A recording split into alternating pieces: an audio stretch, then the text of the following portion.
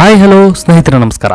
ಗೋವಾದಲ್ಲಿ ನಾವೆಲ್ಲ ಎರಡನೇ ದಿನ ಕೊಲ್ವಾ ಬೀಚ್ ಮತ್ತು ಗೋವಾದ ಸಂಪ್ರದಾಯ ಮತ್ತು ಸಂಸ್ಕೃತಿಯನ್ನು ಪ್ರತಿನಿಧಿಸುವ ಹಾಗೆ ಗ್ರಾಮ ಜೀವನವನ್ನು ತೋರಿಸುವ ಕಲಾಕೃತಿಗಳನ್ನೊಳಗೊಂಡ ಪ್ರಸಿದ್ಧ ಬಿಗ್ ಫುಟ್ ಮ್ಯೂಸಿಯಂಗೆ ಹೋಗಿ ಸಾಕಷ್ಟು ಎಂಜಾಯ್ ಮಾಡಿದ್ವಿ.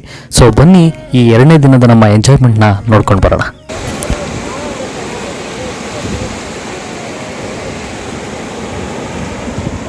ನಾವು ಗೋವಾಕ್ಕೆ ಬಂದಿದ್ದೀವಿ, ಕೊಲ್ವಾ ಬೀಚಿಗೆ ಬಂದಿದ್ದೀವಿ. ಸ್ನಾನ ಮಾಡಕ್ಕೆ ಹೋಗಿಲ್ಲ, ಇನ್ನು ಆಮೇಲೆ ಮಾಡ್ತೀವಿ. ಸೊ ಇವತ್ತು ನಾವೆಲ್ಲರೂ ಕೂಡ ಗೋವಾ ಕೊಲ್ವಾ ಬೀಚ್ಗೆ ಬಂದಿದ್ದೀವಿ. ಸೊ ಇವತ್ತು ನಮ್ಮ ಈ ಕೊಲ್ವಾ ಬೀಚಿನ ಎಕ್ಸ್ಪೀರಿಯನ್ಸ್ನ ನಮ್ಮ ಮಲಪ್ ಸರ್ ಒಂದೆರಡು ಮಾತನ್ನು ಹೇಳ್ಬೇಕಾಗಿ ಕೇಳ್ಕೊಳ್ತೀನಿ. Which beach? ಕೊಲ್ವಾ Beach. Now we have planned to swim in this wonderful sea.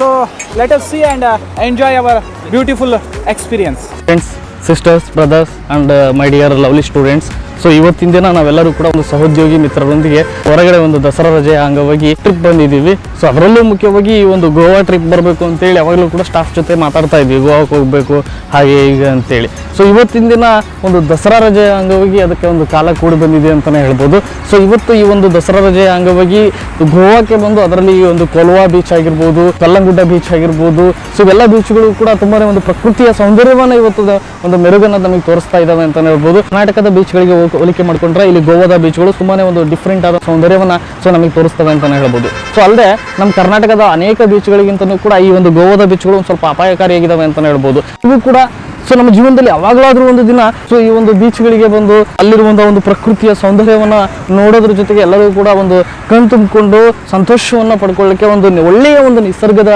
ತಾಣ ಈ ಒಂದು ಬೀಚ್ಗಳು ಅಂತಾನೆ ಹೇಳ್ಬೋದು.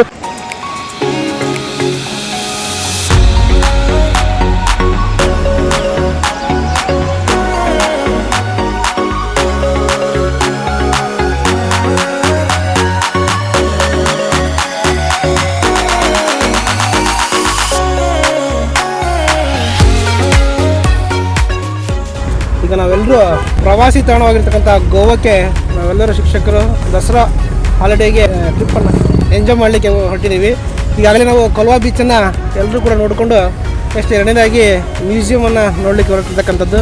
ಇರ್ತಕ್ಕಂಥ ಒಂದು ಮಹತ್ವದ ಸ್ಥಳವನ್ನು ನೋಡಿ ಮತ್ತೆ ವಾಪಸ್. ಸೊ ಇವತ್ತಿನ ದಿನ ಕಾಂತಪ್ಪ, ಕೊಳೂರು, ಬಾಗಲಕೋಟೆ ಸೊ ಇವರ ಮಾರ್ಗದರ್ಶನದಲ್ಲಿ ಒಂದು ಗೋವಾ ಟ್ರಿಪ್ಪನ್ನು ಎಂಜಾಯ್ ಮಾಡ್ತಾ ಇದ್ದೀವಿ. ಸೊ ಈ ಗೋವಾ ಟ್ರಿಪ್ ಬಗ್ಗೆ ನಮ್ಮ ಕಾಂತಪ್ಪ ಸರ್, ಡ್ರಾಯಿಂಗ್ ಸರ್ ಅವರು ಒಂದೆರಡು ಮಾತಾಡಬೇಕಾಗಿ ತಮಗೆ ಕೇಳ್ಕೊಳ್ತೀನಿ ಪ್ಲೀಸ್.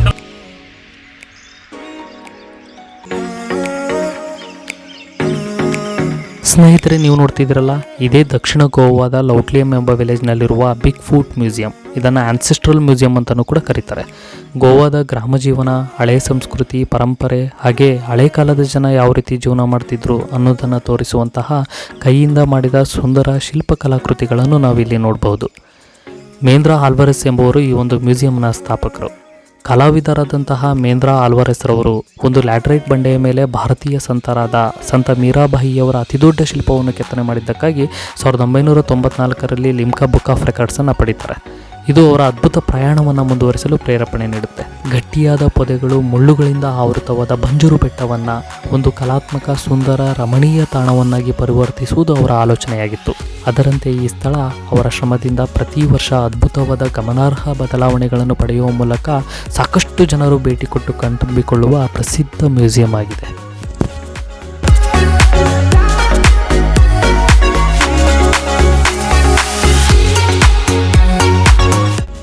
ಈ ಒಂದು ಮ್ಯೂಸಿಯಮನ್ನು ಸಂಪೂರ್ಣವಾಗಿ ನೋಡೋಕ್ಕೂ ಮುಂಚೆ ಈ ಒಬ್ಬ ವ್ಯಕ್ತಿಯ ಬಗ್ಗೆ ತಿಳ್ಕೊಳ್ಳೇಬೇಕು. ಯಾಕಂದರೆ ಇವರು ಸಾಮಾನ್ಯ ವ್ಯಕ್ತಿ ಅಲ್ಲ. ಈಗಾಗಲೇ ಕೊಲ್ಲಾಪುರದ ಪ್ರಸಿದ್ಧ ಕನ್ನೇರಿ ಮಠದಲ್ಲಿ 13 ವರ್ಷಗಳ ಕಾಲ, ಹಾಗೆ ಈ ಒಂದು ಬಿಗ್ ಫುಟ್ ಮ್ಯೂಸಿಯಂನಲ್ಲಿ 5 ವರ್ಷಗಳ ಕಾಲ ಕೆಲಸವನ್ನು ನಿರ್ವಹಿಸಿ ಹಲವು ಶಿಲ್ಪಕಲಾಕೃತಿಗಳ ನಿರ್ಮಾಣದಲ್ಲಿ ಇವರ ಪಾತ್ರವೂ ಇದೆ ಅಂತ ಹೇಳೋಕ್ಕೆ ನಿಜಕ್ಕೂ ಹೆಮ್ಮೆ ಅನಿಸುತ್ತೆ. ಇವರು ಯಾರೂ ಅಲ್ಲ, ಕಳೆದ ವರ್ಷ ನಮ್ಮ ಶಾಲೆಗೆ ಚಿತ್ರಕಲಾ ಶಿಕ್ಷಕರಾಗಿ ಬಂದಂತಹ ಶ್ರೀ ಕಾಂತಪ್ಪ, ಕೊಳೂರು ಅಂತೇಳಿ. ಸೊ ಬನ್ನಿ ನಮ್ಮ ಸಹೋದ್ಯೋಗಿಯಾದಂತಹ ಇವರೊಂದಿಗೆ ಈ ಒಂದು ಬಿಗ್ ಫುಟ್ ಮ್ಯೂಸಿಯಂನಲ್ಲಿ ಇವರೇ ನಿರ್ಮಿಸಿದಂತಹ ಹಲವು ಶಿಲ್ಪಕಲಾಕೃತಿಗಳನ್ನು ನೋಡ್ಕೊಂಡು ಬರೋಣ.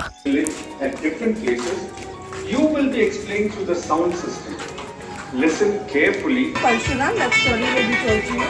Parshuram. Yes.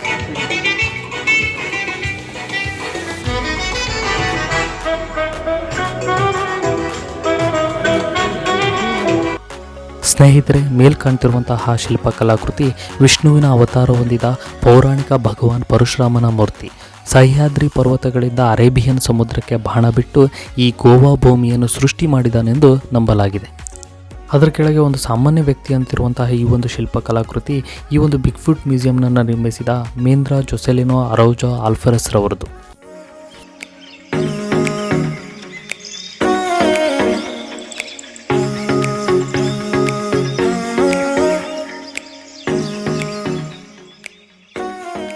ಈ ಬಿಗ್ ಫುಟ್ ಮ್ಯೂಸಿಯಂನ ಪ್ರತಿಯೊಂದು ಕಲಾಕೃತಿಯಲ್ಲೂ ಕೂಡ ಗೋವಾದ ಇಂದಿನ ಜನರ ಜೀವನ ಶೈಲಿ, ಗೋವಾ ಕರಾವಳಿ ಜನರ ಮುಖ್ಯ ಕಸುಬಾದ ಮೀನುಗಾರಿಕೆ, ಹೀಗೆ ವಿವಿಧ ರೀತಿಯ ಉದ್ಯೋಗಗಳು ಮತ್ತು ಕರಕುಶಲತೆಯನ್ನು ಕಾಣಬಹುದು.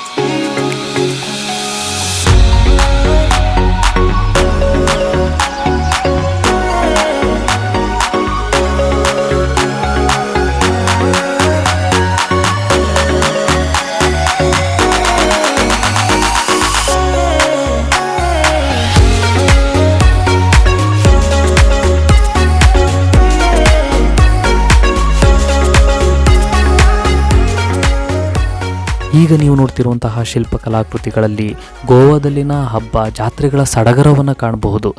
ಇಂತಹ ಜಾತ್ರೆಗಳು ಮತ್ತು ಹಬ್ಬಗಳು ಗೋವಾದಲ್ಲಿನ ಆಚರಣೆಯ ವಿಶೇಷ ಲಕ್ಷಣವಾಗಿದ್ದು, ಗೋವಾದಲ್ಲಿ ಹಬ್ಬಗಳು ಮತ್ತು ಜಾತ್ರೆಗಳಿಲ್ಲದೆ ಯಾವುದೇ ತಿಂಗಳು ಇಲ್ಲ ಅಂತಲೇ ಹೇಳ್ಬೋದು. ಇಂತಹ ಹಬ್ಬ ಜಾತ್ರೆಗಳಲ್ಲಿ ಪಲ್ಲಕ್ಕಿ ಮೆರವಣಿಗೆಗಳಾಗುವುದಲ್ಲದೆ ಸಾಕಷ್ಟು ಜನ ಭಾಗವಹಿಸ್ತಾರೆ.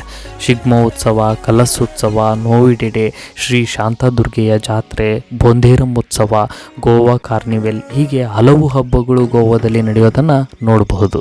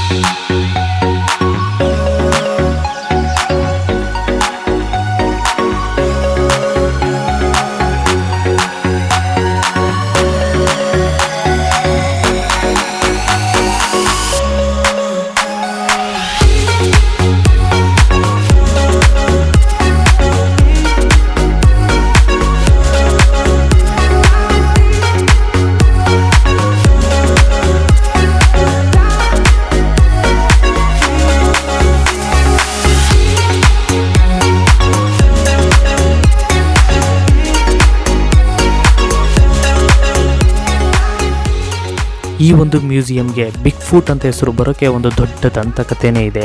ಮಹಾದರ್ ಎಂಬ ಹೆಸರಿನ ಭೂಮಾಲೀಕ ಯಾವಾಗಲೂ ಬಡವರಿಗೆ ಸಹಾಯ ಮಾಡ್ತಿರ್ತಾನೆ. ಹೀಗೆ ಒಂದು ದಿನ ಅವನ ಆಸ್ತಿ ಹೆಂಡತಿಯನ್ನು ಕಳೆದುಕೊಂಡು ನಿರ್ಗತಿಕನಾಗುವವರೆಗೂ ಸಹಾಯ ಮಾಡ್ತಾನೆ. ಈ ಸದ್ಭಾವನೆಯನ್ನು ಕಂಡ ದೇವರುಗಳು ಅವನಿಗೆ ವರ ಕೇಳ್ತಾರಂತೆ. ಆದರೆ ಅವನು ನಿಂತು ಪ್ರಾರ್ಥನೆಯನ್ನು ಸಲ್ಲಿಸಲು ಒಂದು ಸ್ಥಳವನ್ನು ಮಾತ್ರ ಕೇಳ್ತಾನೆ. ಆಗ ಅವನಿಗೆ ಬಿಸಿ ಬಂಡೆಯನ್ನು ನೀಡಲಾಯ್ತಂತೆ. ಅಲ್ಲಿ ಅವನು ಒಂದು ಕಾಲಿನಲ್ಲಿ ನಿಂತು ಪ್ರಾರ್ಥನೆಯನ್ನು ಸಲ್ಲಿಸ್ತಾನೆ. ಅವನ ಭಕ್ತಿಯನ್ನು ನೋಡಿದ ದೇವರುಗಳು ಅವನನ್ನು ಸ್ವರ್ಗಕ್ಕೆ ಕೊಂಡೊಯ್ತಾರೆ. ಅವನ ಪಾದದ ಮುದ್ರೆಗೆ ಶುದ್ಧ ಹೃದಯದಿಂದ ಯಾರು ಪ್ರಾರ್ಥನೆ ಸಲ್ಲಿಸುತ್ತಾರೋ ಅವರಿಗೆ ಅದೃಷ್ಟ ದೊರೆಯುತ್ತೆ ಎಂದು ಹೇಳಲಾಗುತ್ತೆ.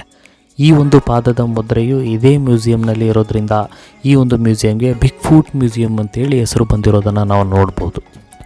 Since he was happy as he was, pleased with his reply, God asked Mahathir what he could give him in return. To this, Mahathir asked God for a small place to stand and pray for peace for mankind.